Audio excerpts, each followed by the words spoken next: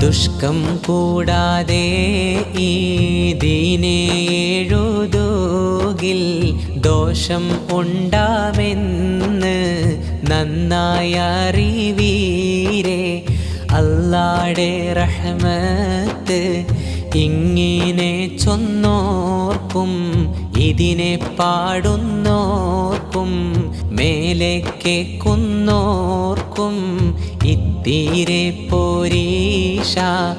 ഉള്ളൊരു ശൈഖീന